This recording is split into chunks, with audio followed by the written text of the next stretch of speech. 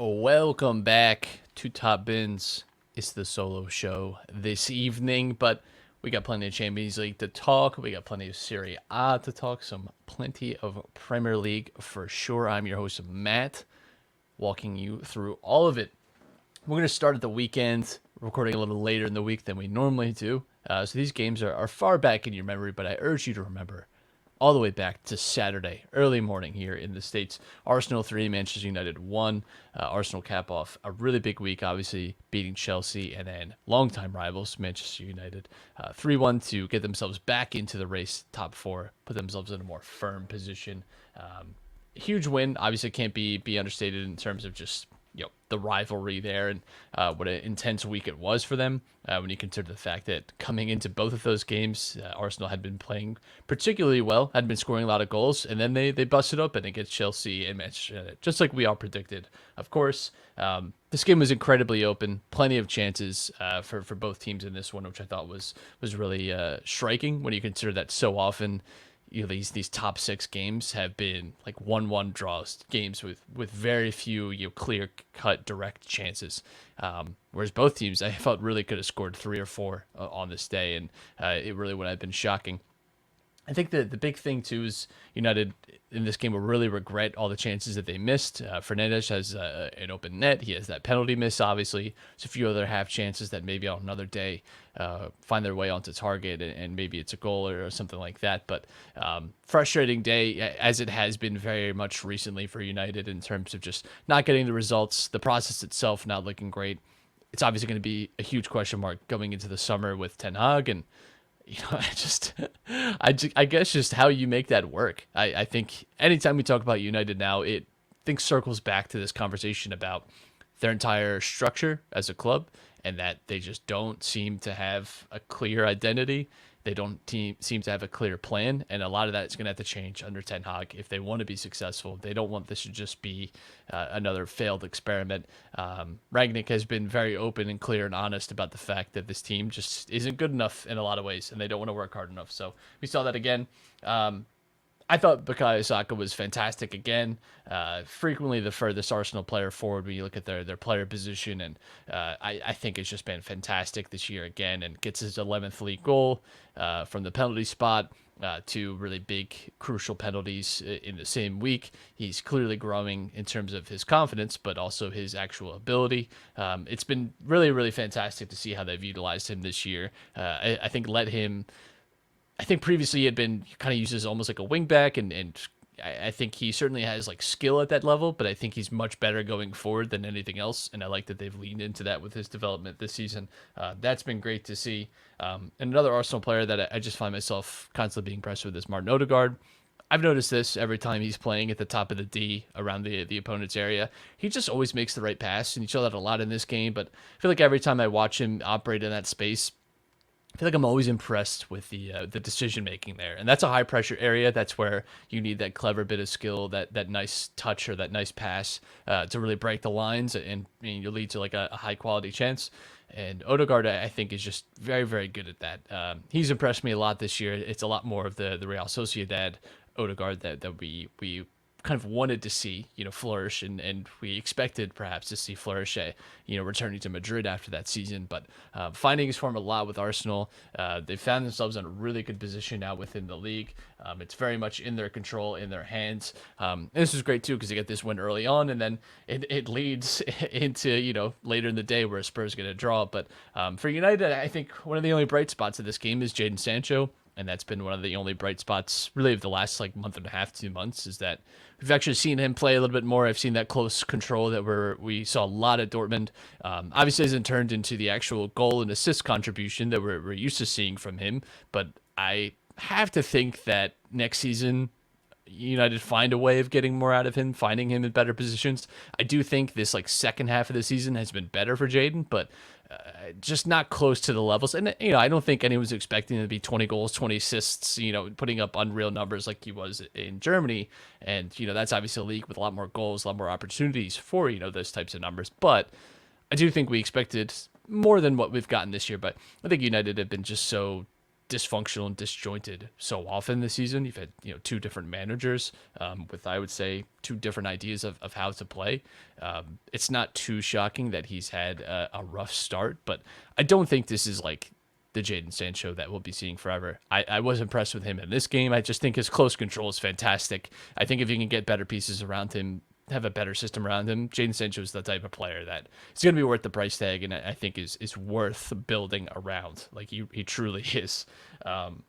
Yeah, well, I mentioned it already, but Brentford drew 0-0 with Spurs. The Christian Eriksen Brentford tour carries on, and Spurs had an opportunity to keep pace, and now are pretty much it's setting up that this May 12th North London derby is going to be the biggest one in recent memory, because it's very much going to be a battle for top four. It is going to be a battle for these teams to actually find their way into that top four spot, because it has really turned into Arsenal and Spurs for that final spot. This United loss, I think, really puts them out of it. There's going to have to be a lot of, which of course could happen, but there's going to be a lot of drop points, I think, for United to find their way back in. They have not had the consistency. They do not look like a team that is, I would say, on the up in any way. So I think it's fair to say that it's really between Spurs and Arsenal now. And so we all know that North London derby is probably going to be the decider there. And I think every neutral is looking forward to that, whereas every Arsenal and Spurs fan very much not. For Brentford, it's a great turnaround in the second half of the season, and so much of that has been owed to Christian Eriksen and how well they've played. I think on this podcast we were a little worried about Brentford, in January, February, because they were falling off a bit performance-wise, and results too just were not going their way. But the performances too were not spectacular.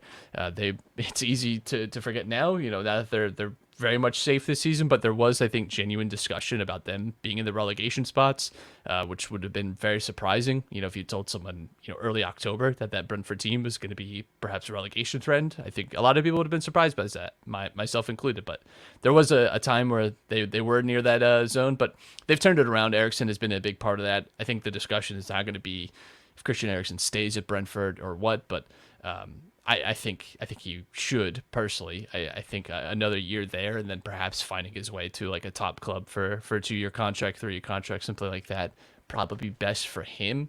And I don't know what clubs are necessarily going to be pushing down the door for him, just based off the back of 2 months of good form. I think a lot of teams are going to have to maybe see more.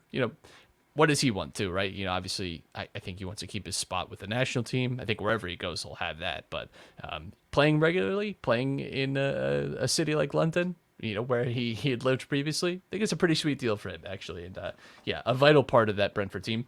Liverpool sent Everton to the relegation zone with a 2-0 win in the Merseyside derby. Tough loss for Everton by all accounts. Not as bad as it could have been, but frankly, also the performance was terrible. The stats were less than good. Frank Lampard, the manager to lead you out of the relegation zone, that's not the spot that I would ever want to find myself in. And it seems genuinely like a huge challenge for them now. They are officially in the relegation spots now because Burnley won. Everton now sitting in 18th place. They had 18% possession in this game. I don't. What do you say about that? What do you glean from that performance besides that they looked compact and they looked emotionally invested in the game, as they should in a rivalry like this? But I don't see them putting that performance out every single week. I think anyone who's played a sport knows that these are the types of games that you just have that extra energy and motivation for.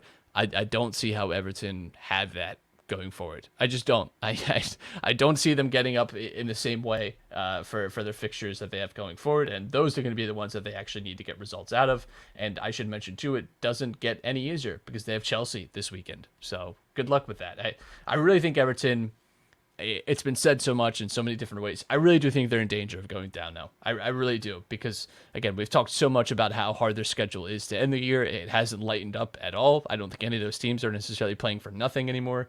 And Burnley, have really turned a corner. I think Sean Dyche getting sacked was a little bit of a surprise, but now that you've seen the results turn around afterwards, I don't know that you can blame Burnley for making that decision, because it has thus far turned out positively for them.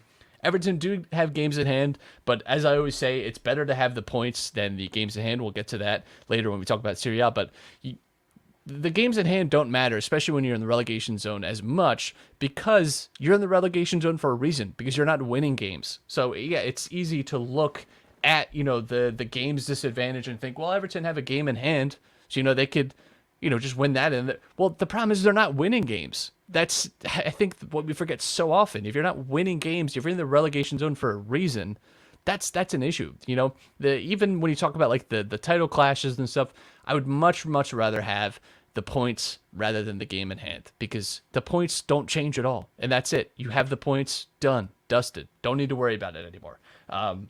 Yeah. So right now, obviously the relegation spots haven't changed much. Leeds are hovering, but I don't know that Leeds are going down. I think it would take a lot for them. They'd have to have some really bad results here, but Leeds I think have turned a lot around after Jesse Marsch has come in, and I think they've done enough to make themselves safe. However, Leeds, I think, sneaky have a pretty tough schedule, and I don't know has been discussed as much. But just for reference, Leeds play Man City this weekend. That's obviously a huge challenge. Then Arsenal, Chelsea, Brighton, and Brentford. I think there are some winnable games in there for sure. The next three are going to be a big challenge for Leeds. I would say getting any points out of those, I think, is a good result. But when you compare them with Everton's coming up, it is I'd say similar in terms of difficulty. They have Chelsea, Leicester, Watford, Brentford, Crystal Palace, and Arsenal. I'd say the only team Everton will probably be favored against is Watford, and even then, it'll probably be pretty even, because Watford are at home for that. So I don't think Everton are going to be favored in a game for the rest of the season. They don't deserve to be, and I do think we could be seeing Everton go down, which would be huge shockwaves, of course, because this is a team that has not been relegated in like 60 years. So we'll keep your eye on that. We'll talk about that next week when we circle back. Let's get to Serie A, right? So when we had initially, we're going to record earlier this week, but it's hard sometimes with the schedule to get things to work the way we want them to. We were going to talk about Inter 3, Roma 1. We'll talk about it a little bit because it was an important game for the title race, important game for Inter. But so many of these talking points now are almost a little bit moot because Inter beat Bologna, lost to Bologna today. I'm sorry, shockingly 2-1. A terrible mistake by the goalkeeper Radu, which is certainly made the title race that much more interesting, a twist and turn everywhere you look. But on the Roma game, I thought Inter absolutely demolished them, and I really felt like this was just going to, just roll their momentum forward. They capped off a great week. They get to a Coppa Italia final. That's fantastic for them, right? Another chance at a trophy. And I thought they played fantastic. I thought this has been more like the Inter that we're used to seeing. Lautaro, 5 goals in his last 6 Serie A games. That was great. Didn't show up today, of course. Again, this is what I'm saying. When some of these talking points are moot, when you have to skip ahead of some recording days, right? But it was a great performance from Inter. For Roma, you're right. They went into that game, 12-game unbeaten streak. Obviously, it gets busted. It's tough, when you play a team like Inter. Denzel Dumfries.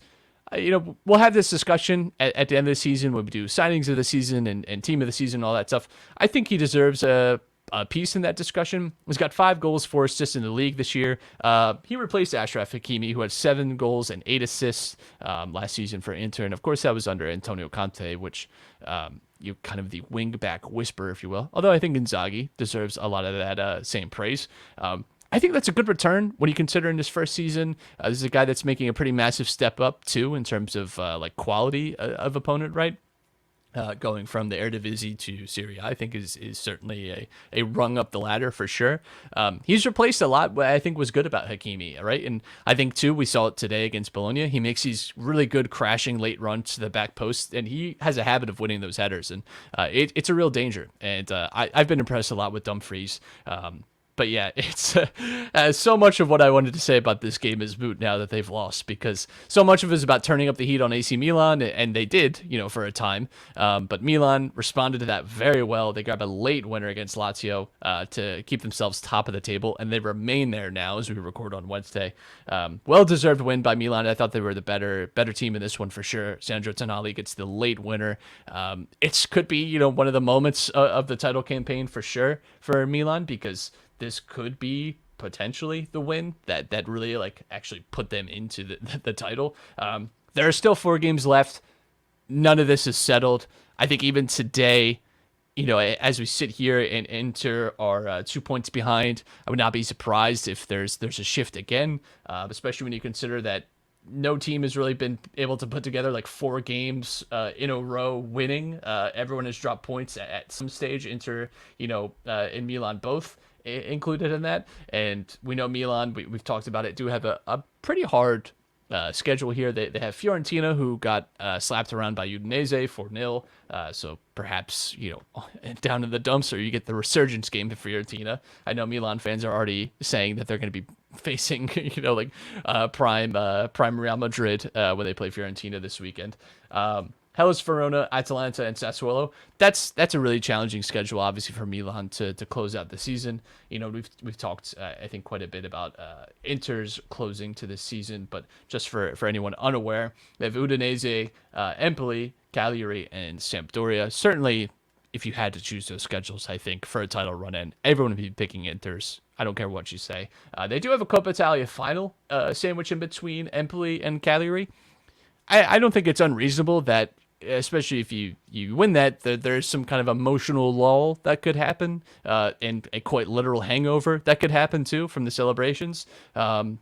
So it's interesting to see, how that final plays into, the rest of the season, of course. But yeah, I mean, it's fantastic. Great quote as well.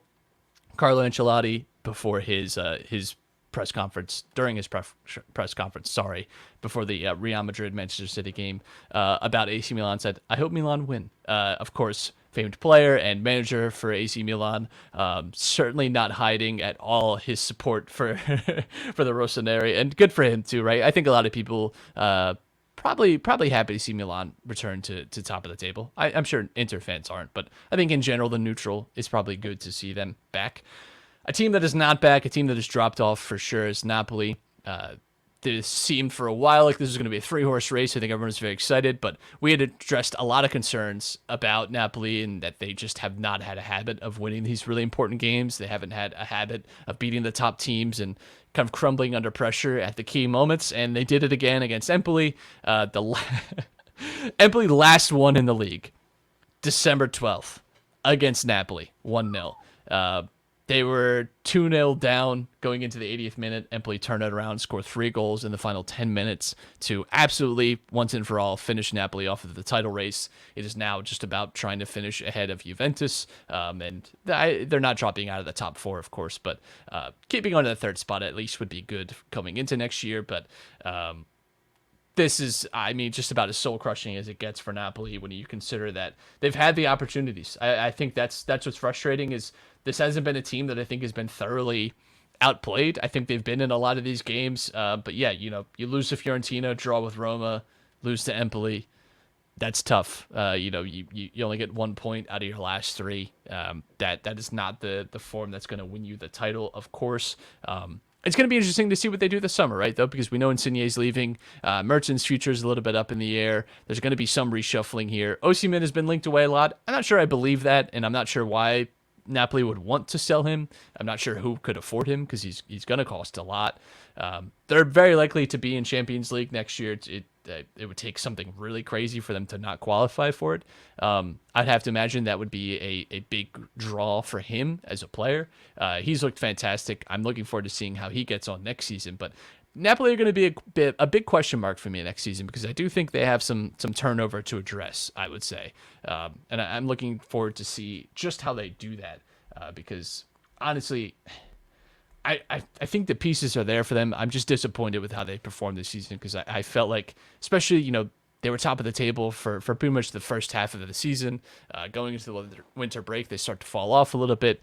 And now we've seen this team just not able to perform in the big moments. And that worries me a little bit for their future. And I just want to see them do well. I think we all kind of want to see Napoli do well. I don't know if I'm alone in that, but Genoa also beat Cagliari 1-0. That's a huge result, obviously, in terms of the relegation race, because Genoa making up some ground with that result. Salernitana, by the way, a team that myself had written off completely in terms of making it out, are not making it easy now. They beat Fiorentina 2-1, having already beaten Udinese 1-0 the weekend before. Salernitana are making a small push. If they win their game in hand, could actually find themselves out of the relegation zone, and they play Venezia and Atalanta next. So there you go. So they can certainly beat Venezia. Atalanta have been very inconsistent this season. It's not unreasonable to think that they could get a result over them. But the relegation fight in Italy is turning up a little bit. I'm looking forward to seeing how that changes. But Genoa, yeah, massive win, right? Because it at least keeps some hope, some rope in between them two, allows Cagliari to not separate entirely from that grouping. And now, you have this opportunity for Salernitana. Genoa maybe did a little favor for them. It's going to be really interesting to see how Genoa get along with.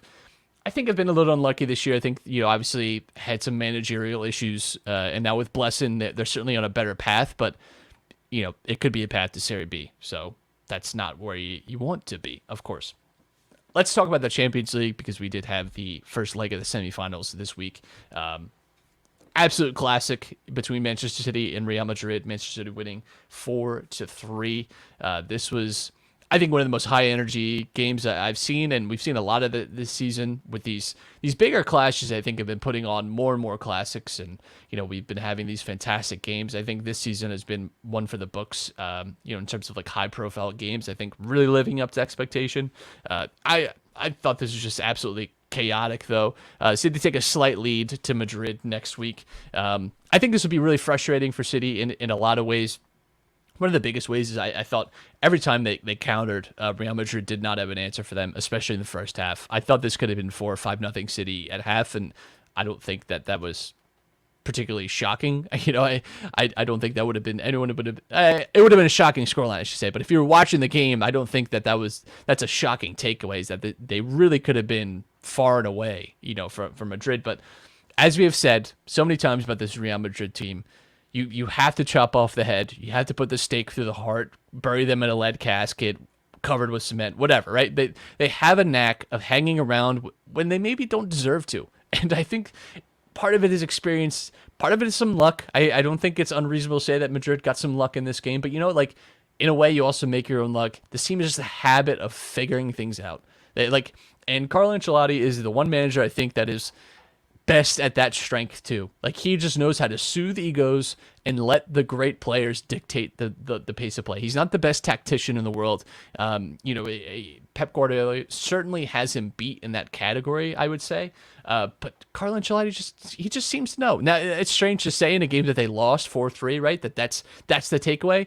But when you consider that this team just kept finding a way to fight back in the game that they were so clearly out of and outclassed in, what other conclusion can you draw, right? I really think this could have been a much bigger margin of victory for City, and maybe they live to regret that. That they're gonna have to go to Madrid now and put up a good show, and Madrid have turned around big results, and I don't know that basically a 1-goal difference, because there's no away goals, of course, this year in the Champions League. A 1-goal difference is not the worst thing to take away if you're Real Madrid. I do think they can go back to the Bernabeu and make something of that. Kareem Benzema is a man possessed, just finds a way to score a goal. His first goal is fantastic. I still watch it and I'm just amazed that he gets the level of contact on it and just it finds its way into the inside of the post is just is unreal. And Kevin De Bruyne on the other side, I had this down as the two talisman for both teams. Both of these guys, I think, spurring their team on, fantastic. It's just beautiful to watch.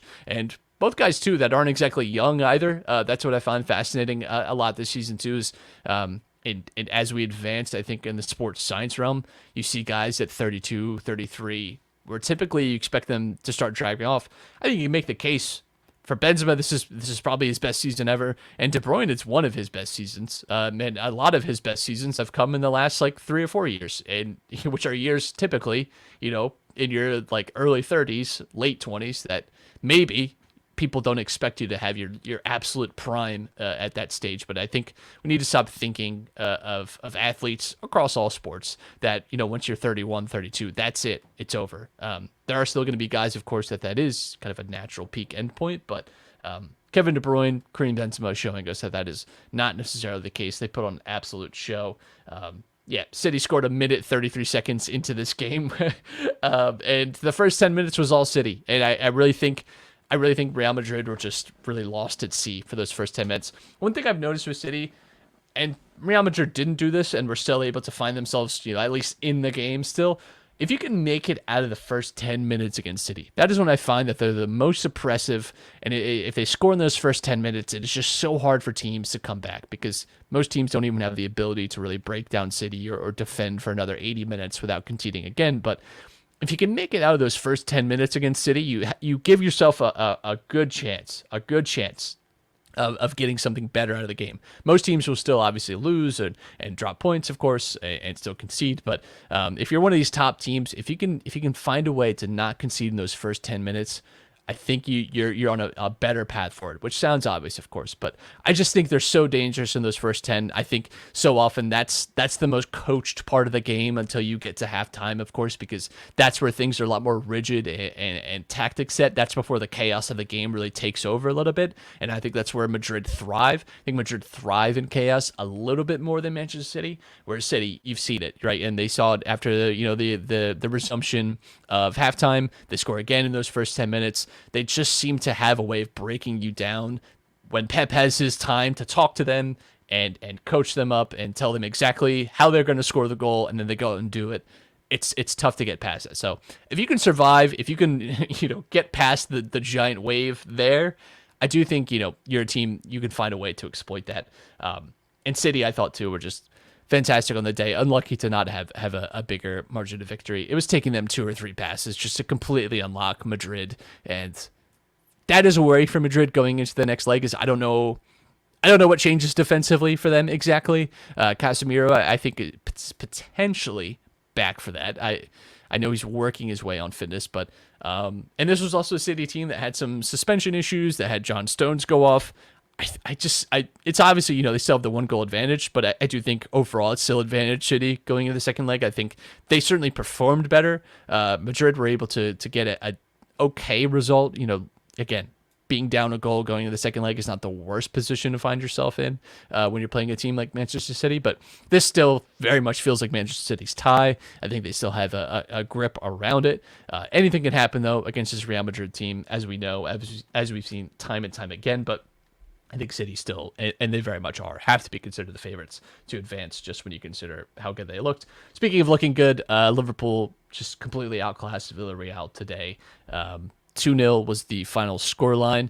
So both English teams taking big steps, to meeting in the final. Villarreal, tough performance, obviously tried to stay compact, obviously tried to just limit the damage, and it worked for a decent amount of time, but they're undone in the 53rd minute with, I would say, a little bit of unlucky, cross/goal from Jordan Henderson.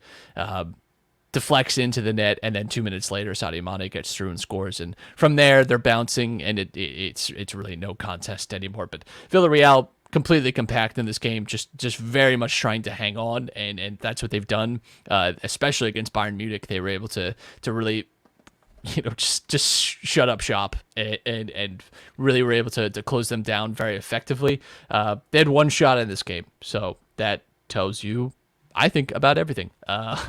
They had 27% of the possession. Liverpool, I think, just completely outworked them, outclassed them, didn't let them out of their own half very much. Liverpool had 654 completed passes to Villarreal's 180.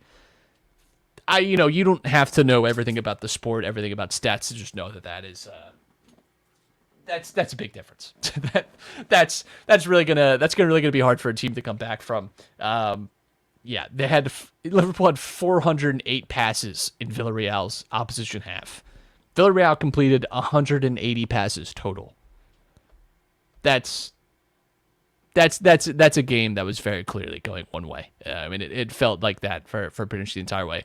I think it was a great Liverpool performance.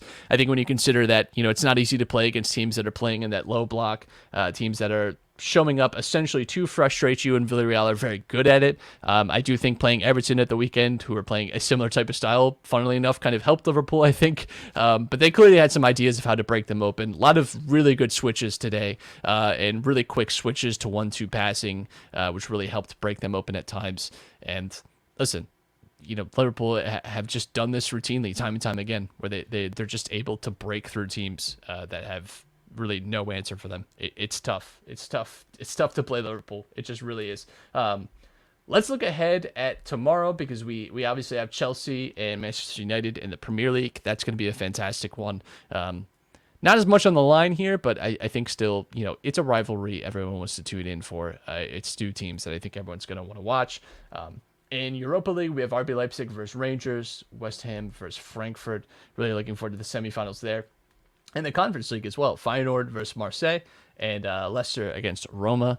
Looking forward to those games. As far as league goes, we've got some big ones this weekend too, of course, and we're going to get some more action on the Serie A title race. But we do have Napoli, Sassuolo. It doesn't have as much meaning anymore now that Napoli have fallen out of the title race, but it's still going to be a fantastic game. I think one of our podcast taglines is "Watch Sassuolo." I think they're always a good watch. Everton, Chelsea, like we had highlighted earlier.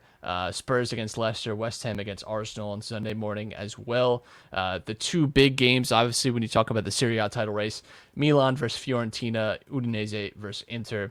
Those are the ones to watch. Those are the ones to really pay attention for because that's where you're getting a lot of this action. And Atalanta against Salernitana on Monday. Salernitana trying to break out of the relegation zone. It would be some turnaround if Salernitana can do this. I mean, I really mean that because they were dead to rights for me, personally. I just didn't see it happening. So if they can turn this around, I think it would be one of the great escapes of all time. That's it, though. We'll get the conclusion of Champions League next week. Really looking forward to that. Right now, I think you have to consider Man City, Liverpool in the Champions League final as a real possibility, which you obviously won't know this, but I'll just tell you, sent a chill down my spine. Not looking forward to that potential final, but still, for both teams, a lot to do. Both have to go away to Spain next week, where anything can happen, of course. But just based off the performances, I think it's no shock that those are the teams that will be favored to go through and favored to meet in the Champions League final. We'll get some conclusions to the Serie A race, which we're really looking forward to. We'll get some action potentially in the title race in England. I don't expect either team really to be dropping points this weekend, but who knows? Liverpool have an early kickoff against Newcastle. That could be a challenge, right? Newcastle have been really fantastic in the second half of this season, and Manchester City playing Leeds, rejuvenated Leeds with Jesse Marsch. You never know what could happen there. Before we go, though, got a shout out. You know the vibes. If you've listened to the show, you know what I'm about to say. This episode of Top Bins was brought to you by Binho Board. Binho is the next big tabletop game for your man cave / she shed. You should think of this game like paper football meets foosball, and you've got Binho. Binho is a game and lifestyle brand based in Phoenix, Arizona. Their goal is to provide the highest quality boards and a true brand experience. Every part of their boards have been tested time and time again for the best possible playability so that every flicker's experience, I love that, by the way. I love every flicker's experience. That's great phrasing. It's a positive one, right? Anytime you're playing this game, you're enjoying it, having fun with your friends. They want to bring the world together with Binho and hear someone's story from the other side of the pitch. So you can go to binhoboard.com and use our code BINHOUSP. I'll spell that out for you. BINHOUSP for 10% off your order, including the newly launched Team USA World Cup board and merch. I have heard, though, that the board is sold out. So, the window is going to reopen for you. Just know, though, that next time it does, you got to get on it because these things are going, right? It's a World Cup year. You got to get on this stuff. That's code BINHOUSP for 10% off your order at binhoboard.com. Shout out to Binho Board. Shout out to you all listening to me talk for 30 minutes about soccer. We'll have Don back next week. Schedules are tough. Life is hard. It's spring. The weather sucks. I hope that the weather's better for you. I hope your teams win this weekend, unless you're a team that I don't want to win, in which case, don't. I hope they lose. But we'll talk to you next week. Until then, we'll talk to you next week.